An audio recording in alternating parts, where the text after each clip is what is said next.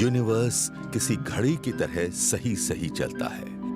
Moons planets का चक्कर लगाते हैं और प्लैनेट्स स्टार्स का, और स्टार्स हमारी गैलेक्सी के सेंटर में घूमते रहते हैं। सब कुछ सही जगह पर एक ऑर्डर में और स्टेबल लगता है, लेकिन कुछ किलर स्टार्स इसके रूल को नहीं मानते। कभी कभार आसमान में कोई चीज हमें बिल्कुल गलत डायरेक्शन में जाती नजर आती है, तो ऐसा स्टार वहां पहुंचा कैसे? पिछले डेकेड में साइंटिस्ट्स ने ऐसे सैकड़ों अकेले स्टार्स देखे हैं जो हमारी गैलेक्सी में बैलिस्टिक मिसाइल्स की तरह घूमते रहते हैं। साइंटिस्ट्स ने इन्हें नाम दिया है रनअवे स्टार्स, क्योंकि ये बहुत तेज स्पीड्स पर ट्रैवल कर सकते हैं। हम ऐसे स्टार्स की बात कर रहे हैं जो किसी रॉकेट से भी हजारों गुना तेज जा सकते हैं।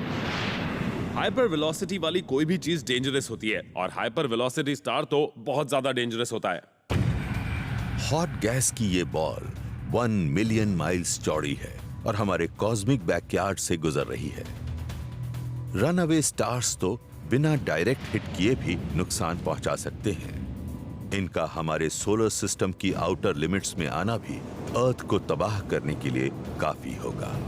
हम नहीं चाहेंगे कि किसी भी सिचुएशन में कोई स्टार हमारे ज्यादा पास आ जाए, क्योंकि उससे प्लैनेट के ऑर्बिट्स डिस्टर्ब हो सकते हैं। किसी गुजरते स्टार को बहुत बड़ा नुकसान पहुंचाने के लिए हमारे ज्यादा पास आने की भी जरूरत नहीं है। कॉमेट्स का एक ऐसा बड़ा ओट क्लाउड हमारे पास मौजूद है जो सन से 2 लाइट ईयर्स जितना दूर है। अगर कोई स्टार उसके पास से भी गुजरा तो हम पर कॉमेट्स की बर्बाद करने वाली बारिश होने लगेगी।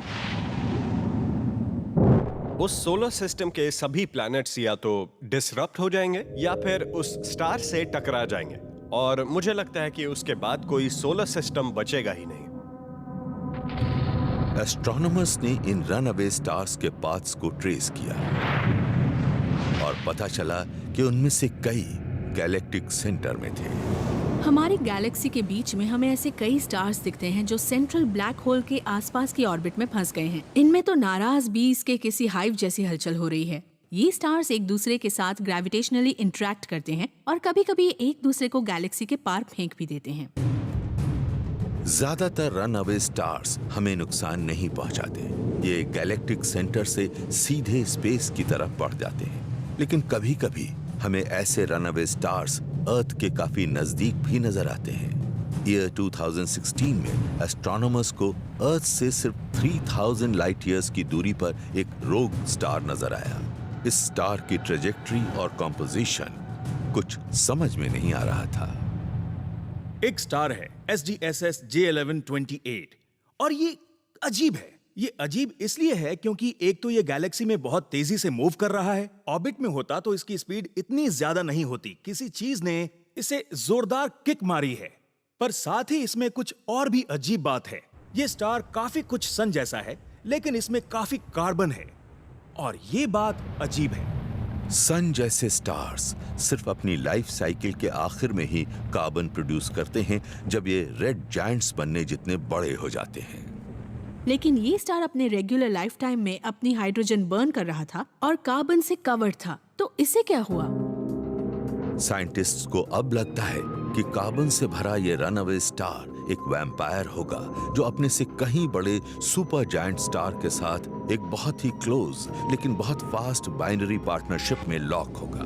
वैम्पायर ने अपने इस बड़े से पार्टनर से कार्बन रिच गैस सक कर ली होगी, लेकिन ये रेड सुपर जायंट इसके लिए तैयार नहीं होगा और फटकर एक बड़ा सुपरनोवा बन गया होगा।